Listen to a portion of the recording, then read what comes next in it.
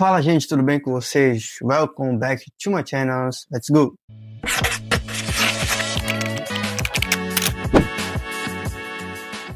E hoje nós vamos falar sobre a minha graça te basta. Lá em 2 Coríntios, capítulo 12, versículo 9, diz assim: E disse-me, a minha graça te basta, porque meu poder se aperfeiçoa na fraqueza. E boa vontade, pois me gloriarei nas minhas fraquezas, para que em mim habite o poder de Cristo. Por isso, sinto prazer nas fraquezas, nas injúrias, nas necessidades, nas perseguições, nas angústias por amor de Cristo. Porque quando estou fraco, então sou forte. Nesse contexto, Paulo expõe uma de suas visões, uma de suas experiências que ele tem com Deus. Lá no começo ele enfatiza que ele não se convém, a gloriar-se a si mesmo pelo fato de estar passando essas visões para os irmãos de Corinto. Aqui nesse contexto, Paulo ele menciona que ele foi levado ao terceiro céu. Ele foi arrebatado há 14 anos atrás ao terceiro céu. No versículo 2, a Bíblia diz: Conheço um homem em Cristo que há 14 anos, se no corpo não sei, se fora do corpo não sei, Deus sabe, foi arrebatado ao terceiro céu. Perceba que ele não menciona eu, né? Ele não enfatiza o seu ego. Ele diz: conheço um homem, ele fala na terceira pessoa, né? Ele menciona a si de forma ali bem indireta e por fora. Ele não diz eu fui levado ao terceiro céu. Ele diz apenas eu conheço um homem em Cristo que há 14 anos, se fora do corpo não sei, foi arrebatado ao terceiro céu. Porque ele entende que o ego dele não é superior à graça de Deus. Ele não tem que colocar o ego dele acima de todas de Deus e que não deve ser superior aos irmãos. Por isso que ele enfatiza no versículo 1 dizendo: é verdade que não convém gloriar-me, mas passarei as visões e revelações do Senhor. E ao decorrer do texto aqui, ele fala que existe um espinho na carne que faz com que ele não venha se exaltar. O espinho na carne de Paulo faz com que ele venha se manter em equilíbrio, faz com que ele venha se manter no centro da vontade de Deus. Perceba aqui no versículo de número 7, olha só: para que não me exaltasse pela excelência das revelações, foi-me dado um espinho na carne, a saber, o mensageiro de Satanás para me esbofetear, a fim de não me exaltar, acerca do qual 3 vezes orei ao Senhor para que se desviasse de mim. Aqui o apóstolo Paulo está usando uma figura de linguagem, não é necessariamente o mensageiro de Satanás que vem e esbofeteia, a fim de que ele não venha se exaltar. Aqui muitos estudiosos apontam que existem várias situações, hipóteses que podem servir de exemplo do que era, essa questão do espinho na carne de Paulo. Mas a gente não vai trazer isso à tona agora, isso é um assunto para outro vídeo, ok? Mas ele diz aqui, olha, existe um espinho na minha carne, e ele é como um mensageiro de Satanás que me esbofeteia a fim de que não me venha não me venha exaltar-me. A qual orei a Deus 3 vezes dizendo: Senhor, afasta de mim isso, desvia isso de mim.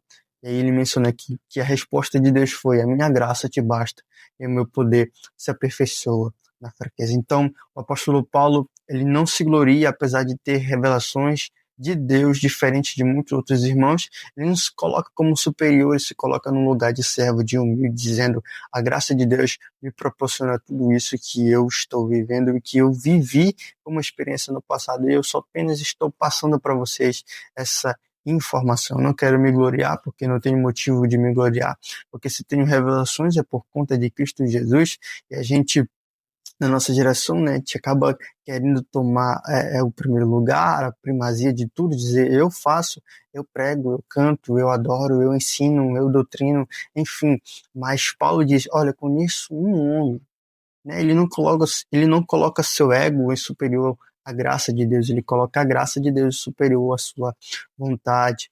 Então, a graça de Deus nos proporciona pregar, a graça de Deus nos proporciona cantar, a graça de Deus nos proporciona a ter tipos de revelações diferentes de outros irmãos, a graça de Deus nos proporciona coisas extraordinárias, mas isso não nos faz superior aos nossos irmãos. Cada um tem a sua função no corpo de Cristo Jesus. Aí ele diz aqui: olha, o espinho da carne que existe na minha vida é para que eu não venha me exaltar, ou seja, que é para que eu venha estar no centro da vontade de Deus, sendo ali um servo equilibrado, que não venha me exaltar ou me gloriar por coisa alguma. Então há um propósito no espinho da carne, né? A gente precisa olhar, né, o propósito de Deus em relação ao espinho em nossa carne.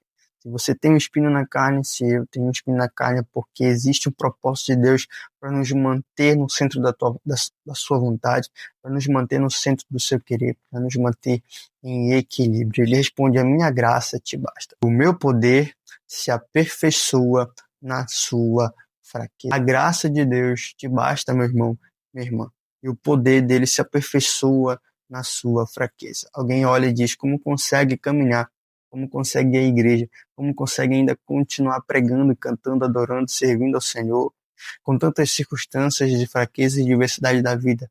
Porque a graça que sustenta está sobre você. Aqui ele não fala da graça que salva, ele fala de uma graça que é o poder de Deus que sustenta o homem em meio à sua fraqueza. Então, em meio à fraqueza, em meio às injúrias, às perseguições, em meio às oposições, a graça de Deus te basta, e o poder dele se aperfeiçoa na sua fraqueza. O espinho na carne serve para te deixar no centro da vontade de Deus, e a graça de Deus te ajuda a vencer o espinho na carne, ok, irmão? Então, essa é uma das lições que a gente aprende aqui com o apóstolo Paulo, e no final ele enfatiza dizendo: olha, sinto prazer nas fraquezas, nas injúrias, nas necessidades, nas perseguições, nas angústias por amor de Cristo Jesus, porque de fato todo ser humano pode sofrer, todo ser humano pode passar por dificuldades, todo ser humano pode padecer necessidades, todo ser humano pode passar por perseguições e injúrias, mas por quem?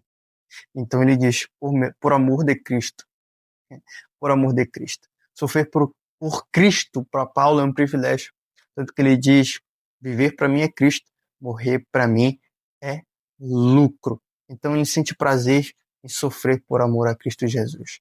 Na nossa geração, muitas pessoas dizem: é perca de tempo sofrer por Jesus, é perca de tempo estar na igreja, é perca de tempo pregar o evangelho, é perca de tempo ir à igreja 2, 3 vezes na semana, é perca de tempo estar servindo esse Deus.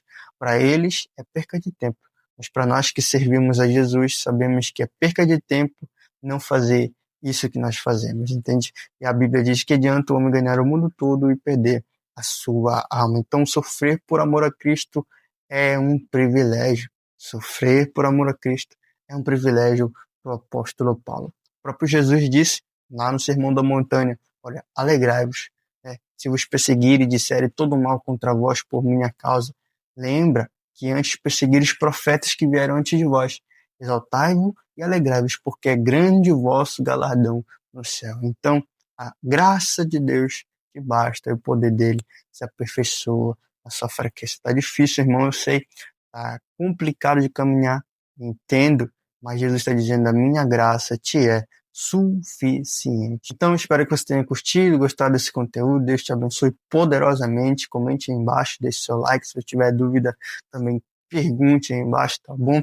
Então é isso, gente. Muito obrigado. Batemos os 150 inscritos. Estou muito feliz demais pelo feedback de cada um, por compartilhar, se inscrever. Enfim, muito obrigado. Deus abençoe a vida de cada um de vocês. Em nome de Jesus. Tchau, tchau.